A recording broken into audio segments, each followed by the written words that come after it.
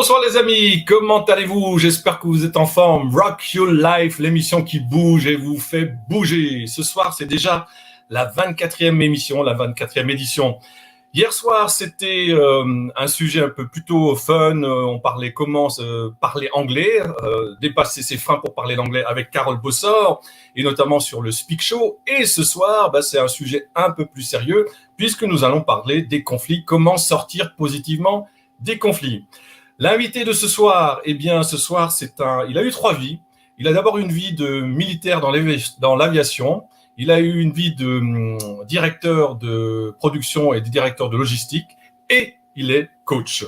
Alors, notre invité de ce soir, il est médiateur et coach. Son nom, c'est Alain Gadreau. Je vous prie d'accueillir Alain Gadreau. Bonsoir Alain. Bonsoir Francis. Comment vas-tu? Je vais très bien. Merci pour l'invitation.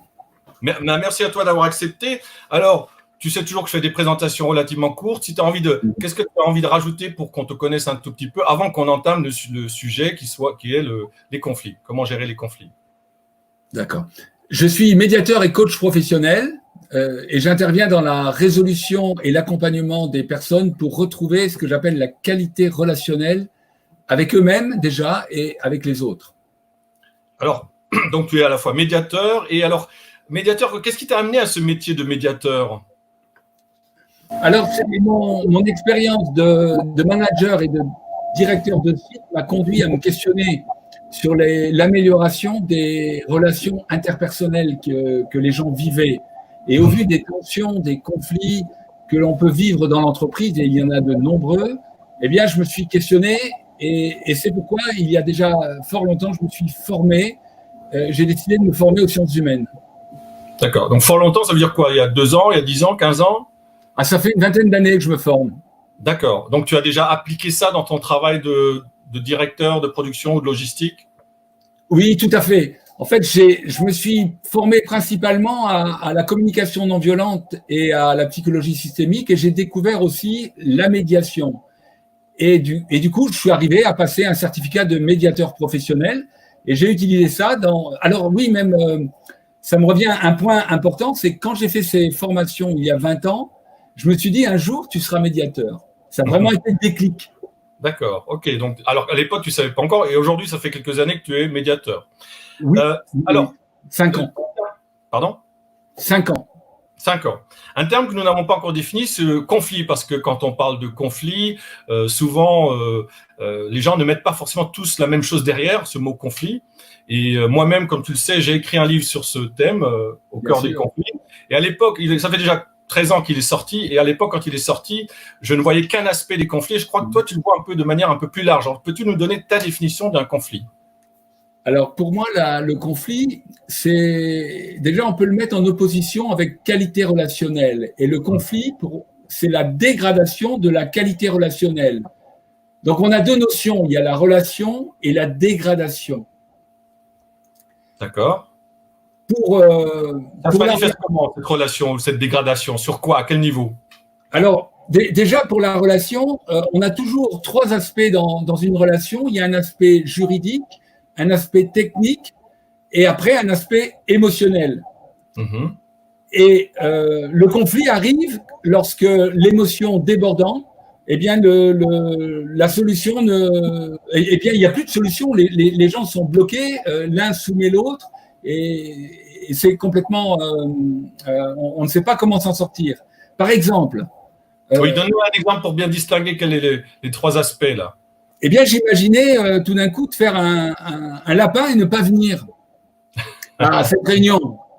Donc, si je fais ça, alors on a un contrat moral entre nous. Et dans toutes les situations de relation, il y a toujours un contrat, puisqu'on est dans un pays avec des normes juridiques, on a toujours un contrat social et un contrat de quel que soit l'ordre. Derrière, il y a l'aspect technique, c'est le deal de venir à cette émission. De venir ou de ne pas de venir, voilà. Et puis d'un coup, je ne viens pas. Ça peut créer de l'émotion chez toi. Et quand on se retrouve, tu peux avoir des mots qui dépassent tes pensées. C'est-à-dire tu vas mélanger ce que tu as vu et observé avec l'émotion que tu as et tu vas peut-être me dire, Alain, t'es un gros con. Oui, alors c'est peut-être souvent ça, c'est les mots qui dépassent les pensées. Alors peut-être que tu peux un peu détailler ou nous expliquer ce qu'il y a derrière, parce que c'est pas Oui. forcément évident. Pourquoi est-ce que ça dépasse nos pensées?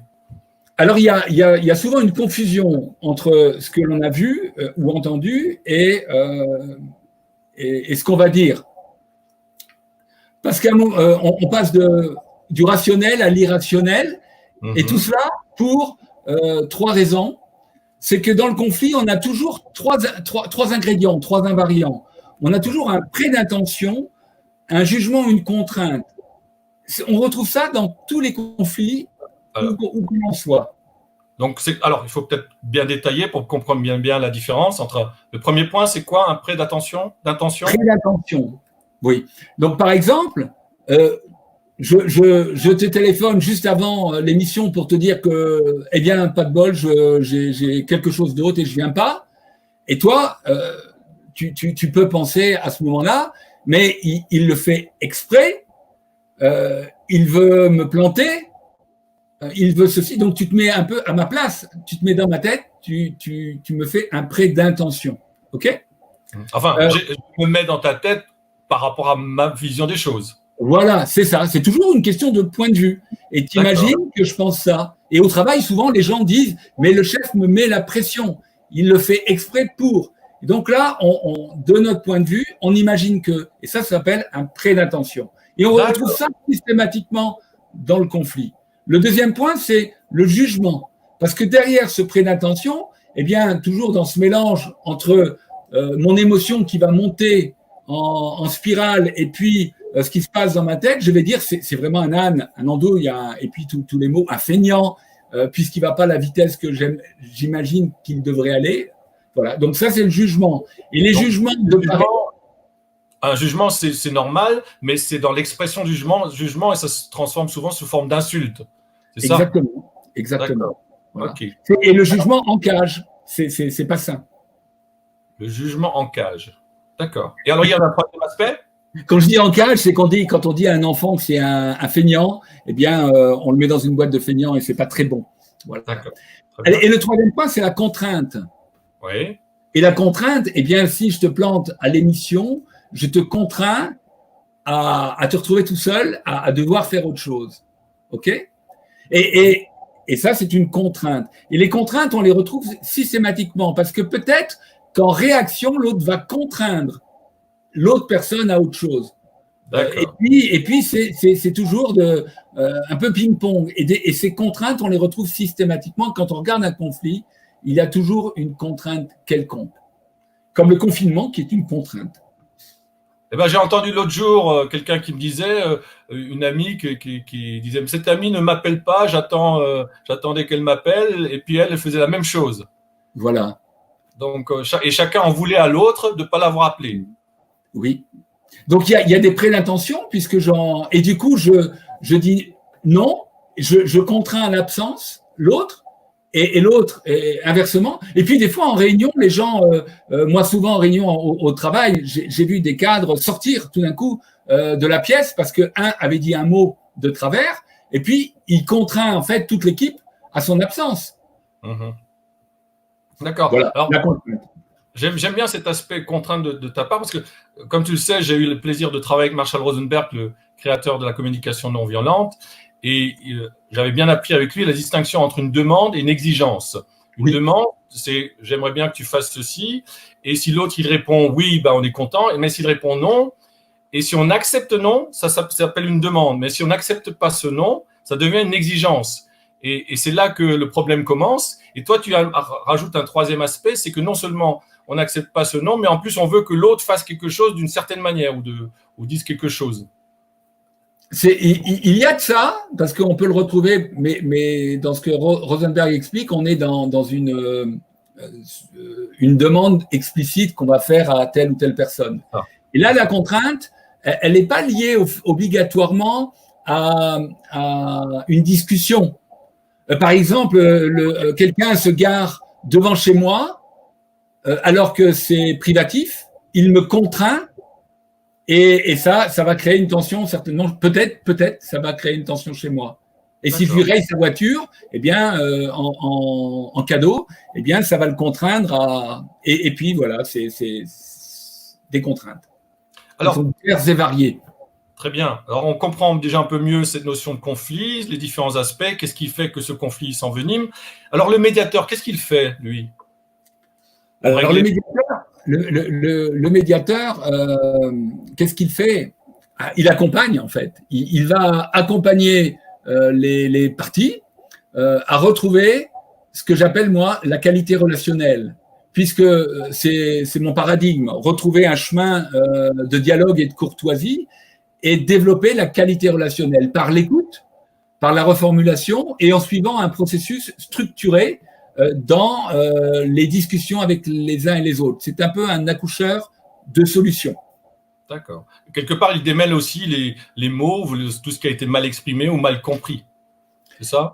Exactement, puisque les points essentiels qui sont les points de conflit, qui sont les prêts d'intention, les interprétations, jugements et les contraintes, eh bien, il va les mettre en exergue dans le processus de médiation pour la prise de conscience de chaque partie. Et c'est là qu'on retrouve les piliers gandhiens qui aident la personne petit à petit à s'apaiser, parce que tout d'un coup, elle part d'une ignorance, elle ne savait pas qu'elle était dans ce mode de fonctionnement, elle n'avait pas d'autre stratégie. Et là, il y a une reconnaissance de sa propre violence. Donc, c'est un peu une prise en compte de quelque chose de nouveau. Alors, je ne sais pas ce que c'est qu'un pilier gandhien. Parce que Gandhi en fait, a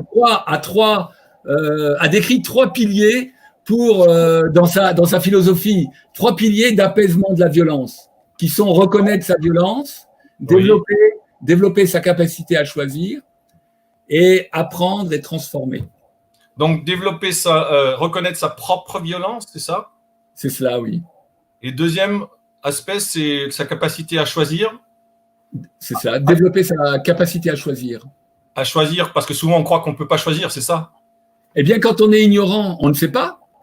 Les gens ne savent. En fait, c'est le philosophe, on ne savait pas qu'on ne savait pas. D'accord. Et c'est les jeunes qui sont dans des cités qui ont la seule stratégie de sortir, eh bien, la seule stratégie face à un conflit, de se battre. Parce qu'ils n'ont aucune autre. Ils sont ignorants d'autres stratégies. Donc le troisième aspect, c'est alors quoi? Et ça va être, une fois que j'ai développé cette capacité à choisir et que j'ai compris qu'il y avait d'autres stratégies, eh bien, j'utilise ces autres stratégies, donc j'apprends et ça me transforme et ça m'amène petit à petit, progressivement, à être plutôt un artisan de paix qu'un explosif. D'accord, à choisir la solution pour apaiser ou s'en sortir de la situation conflictuelle. Voilà, oui, et puis petit à petit, comprendre qu'il y a des mécanismes, en fait, d'apaisement autour de la reconnaissance, autour du merci, et il y a différents outils. Aussi bien le conflit est un mécanisme, il y a aussi un mécanisme pour apaiser les choses. Alors, c'est quand même un sujet très sérieux, les conflits. Alors, est-ce que l'humour a sa place dans les conflits? Est-ce qu'on peut s'en sortir avec de l'humour? Alors, Francis, c'est une excellente question. François Skeller, qui a écrit des livres, plusieurs livres sur la communication non violente, explique que la spontanéité est souvent une maladresse communicationnelle. Et l'humour, à mon point de vue, souvent rentre dans ce registre. Dans certains cas, parce que je ne vais pas faire une généralité, puisque je serai en incohérence avec mes propos, mais dans certains cas, l'humour peut être apaisant. J'ai fait des médiations dans des entreprises et dans des magasins où un des responsables était très, très souvent dans l'humour. Eh bien, ça participait plutôt à la tension chez certaines personnes. Donc, il faut savoir doser l'humour. Ça peut être apaisant, mais… Ça peut aider, mais ça dépend de quelle situation, avec qui, comme toujours. Okay. Bon, en tout cas, moi, je sais qu'en postant l'information sur l'émission de ce soir, j'ai mal écrit le mot conflit, j'ai écrit fonfli. Alors peut-être simplement en prononçant le mot conflit différemment, fonfli, on va peut-être aussi voir l'aspect un peu plus fun. Alors, comment on peut te trouver si on veut avoir des informations? Donc, je vais faire passer la bannière.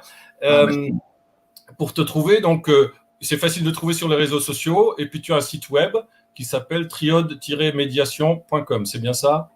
C'est exactement cela, Francis. Sur triode-médiation.com, vous pouvez voir mes différentes activités et de coach et de médiateur et de formateur sur tout ce qui touche à l'amélioration de la qualité des relations. Très bien. Alors, tu sais que nous avons toujours un coach qui nous observe, qui nous écoute, qui va nous donner son avis. Juste avant de lui donner la parole, avec quoi tu as envie de terminer? Qu'est-ce que tu as envie encore de nous dire? Alors, le point pour que chacun reparte, c'est de savoir que l'outil le plus essentiel dans l'apaisement des conflits, c'est la reconnaissance. La reconnaissance de l'autre par le merci déjà, par le bonjour, des fois, dans certains cas qui est absent, et puis la reconnaissance des fois du point de vue de l'autre. Il y a différents... je pourrais en parler une demi-heure sur le sujet, mais la reconnaissance est un vrai sujet d'apaisement.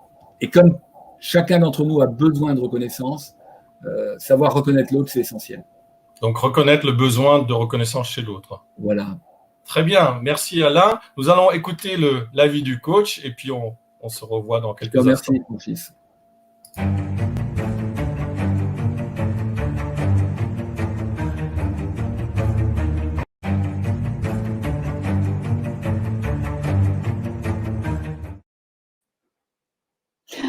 Bonsoir à tous, c'est bien ravi d'avoir fait cette connaissance avec Alain et la gestion des conflits. Cela m'a donné envie de regarder ça sous un autre angle et de parler de la perception, en fait. La perception que l'on a souvent peut être aussi l'origine d'un conflit ou d'un désaccord. Si on ne va pas sur le conflit, on peut dire que dans la vie de tous les jours, on a souvent des désaccords. Avant que cela ne dégénère en conflit, il y a quand même toujours un point de vue qui est différent. Et d'où vient cette différence de point de vue? Eh bien, ça vient du fait que nous avons été élevés en fait avec des valeurs, une culture différente, un contexte socio-professionnel ou social ou familial qui est différent et qui vont faire qu'on a une perception des choses qui ne va pas forcément être la même que celle de la personne qui est en face de nous. D'où ce désaccord. Et si on ne désamorce pas, en fait, ce qui est à l'origine d'un point de désaccord, eh bien, ça peut partir en conflit. La notion que je voulais aussi aborder, et tu l'as abordée Alain, c'est la notion de dédramatiser. Vous parliez tout à l'heure d'humour, c'est vrai que l'humour peut être une forme, mais pas un humour qui soit forcé, un humour qui vient juste comme ça, par hasard. Comme ce mot que tu as utilisé, Francis, que j'ai trouvé extraordinaire, qui m'a fait sourire hier, en fait, conflit. Mais s'il est à l'avance travaillé, il ne va pas arriver comme un cheveu sur la soupe et ça ne va pas enlever la source du conflit, ça ne va pas enlever l'énergie négative qu'il y a lorsque deux personnes sont dans cet état-là. Donc, il faut plutôt que ce soit quelque chose qui vienne de manière impromptue, comme souvenez-vous, lorsque vous êtes en grosse discussion, que vous n'êtes pas d'accord au niveau familial et que tout d'un coup, je ne sais pas, il y en a un qui, sa chaise casse et il se retrouve les quatre fers en l'air. C'est quelque chose qui n'est pas prévu. Et au final, ça va permettre de dédramatiser la situation et de faire rire, puisqu'en fait, on fixe son attention sur autre chose que sur la source de ce qui nous a amené à discuter.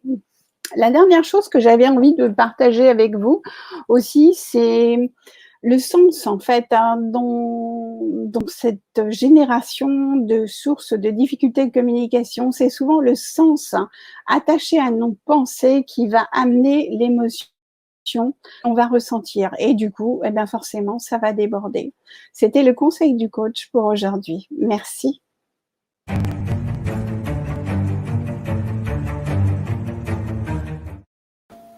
Merci Christine pour ce conseil de coach. Alain, qu'as-tu envie de rajouter par rapport à ce que tu viens d'entendre? Alors, j'ai hésité sur quelque chose, je vais le dire néanmoins. En fait, je suis dans la résolution des conflits et pas dans la gestion des conflits. Alors, à mon sens, les mots ont leur importance, puisque gérer les conflits, c'est un peu laisser les conflits et les traiter, les retraités. Alors que mon cheminement, c'est d'accompagner les gens à résoudre, et les entreprises, à résoudre les entreprises pour en sortir. Voilà. C'est une autre approche. Très bien. Merci, nous avons quand même des messages ce soir. Les messages remontent, donc c'est bien. Je vois qu'il y en a beaucoup qui sont allés sur sur Rock Your Life, où il est possible d'avoir vos messages, ou sur YouTube. Alors, que nous dit Déborah? Est-ce que le fait de ratifier l'émotion négative de l'autre peut être à l'origine d'un désamorçage de conflit? Bon, je pense que ça mérite longuement réflexion, ce message. Hein. Merci Déborah. Nous avons aussi Cajoline. Mais que faites-vous de la mauvaise foi? Ah, ben là on revient sur la notion de jugement. Exactement. Voilà. Linda nous dit, chaque conflit est une leçon d'existence. Encore ce matin, j'en ai fait l'expérience. Bah oui, ça fait partie du quotidien. Hein. On le vit tous de différentes manières. Je suis tout à fait en accord avec cette notion de reconnaissance. Oui, je crois que ça, c'est un aspect très important que Marshall Rosenberg soulignait. Alors là, je ne sais pas si je dois montrer ça parce que Déborah, là, elle s'est défoulée. Oui, Christine, la perception est la vérité de la personne et en même temps peut être erronée. Voilà. Il est important de diminuer au maximum le delta, la différence entre l'intention de l'émetteur et la perception du récepteur. C'est toute la difficulté, c'est effectivement de réduire cette différence. Selon moi, c'est une façon de désamorcer un conflit, voire même de l'éviter. Très bien. Eh bien, merci beaucoup pour vos commentaires. Merci beaucoup, cher Alain, d'avoir accepté cette invitation. Je te dis au revoir, à très bientôt. Et voilà, merci beaucoup pour ton partage.